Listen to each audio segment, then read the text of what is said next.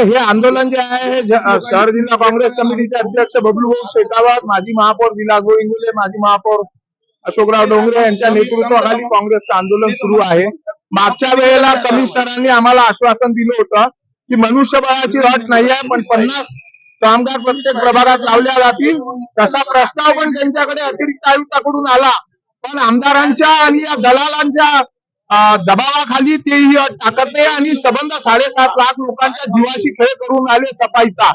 दुसरी आमची मागणी अशी आहे की परवाला त्यांनी निर्णय घेतला की बा व्याज जे आहे ते माफ करण्यात येत आहे. मग ज्या प्रामाणिक नागरिकांनी व्याज भरलं आहे त्यांचं व्याज ताबडतोब वापस करा, ही आमची मागणी आहे. जोपर्यंत ते व्याज वापस करणार नाही, म्हणजे ज्या लोकांनी व्याज भरलं ते मूर्ख होते का, त्यांनी व्याजासकट. आणि तिसरी मागणी आमची ही आहे की कोणती सुनवाई नाही आहे, क्षेत्रफळ सांगायला तयार नाही, कोणत्या दराने टॅक्स लावला हे सांगायला तयार नाही, जबरन वसुली, पठाणी वसुली सुरू आहे.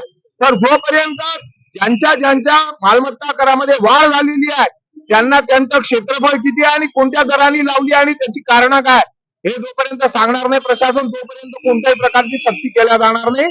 त्या आमच्या 3 मागण्या आहेत. बरोबर आहे, घेतली ना. मागच्या वेळेला आम्ही आंदोलन केलं म्हणून तर स्थगिती आली होती.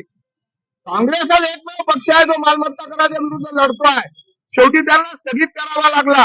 आता आमची मागणी ही आहे, जुन्या दराने त्यांना टॅक्स लावावा लागला, हे आमचं यश होतं.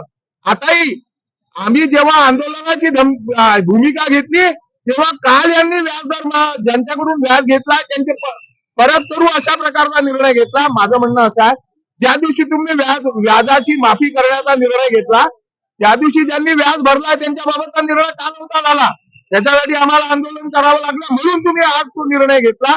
तेव्हा अशा कटपुतली झालेल्या या प्रशासनाला जाब विचारायसाठी आम्ही आज इथे आलो. काँग्रेस पक्षातर्फे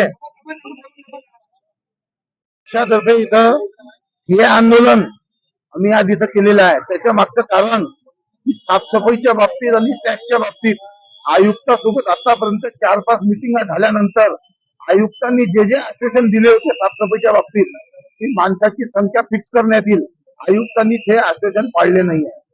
आज तुम्ही अमरावती शहरात पहा ना, साफसफाईच्या बाबतीत धिंगाणा झालेला आहे. लोकांना इतका त्रास होत आहे, पण हे बेशरम शासन आणि प्रशासन यांना लाज वाटत नाही की कचऱ्यामधूनही कमिशन खात आहे. तुम्ही पहा, आणि टॅक्स एवढा वाढवलेला आहे. अमरावती शहरात या लोकांना ग्रामपंचायतची सुद्धा सुविधा नाही आणि टॅक्स महानगरपालिकेचा. म्हणून या निगरकट्ट प्रशासन आणि शासन हे जागेवर आलं पाहिजे. म्हणून आज आम्ही इथे आंदोलन करत आहे. आता आयुक्तांनी आम्हाला चर्चेसाठी बोलवलं आहे. चर्चा व्यवस्थित झाली, आमच्या मागण्या मान्य केल्या तर ठीक आहे, नाही तर इथं एक अजून दुसऱ्या पद्धतीने आजच इथं मोठं आंदोलन करण्यात येईल. याची पूर्ण जबाबदारी प्रशासनाची राहणार आहे.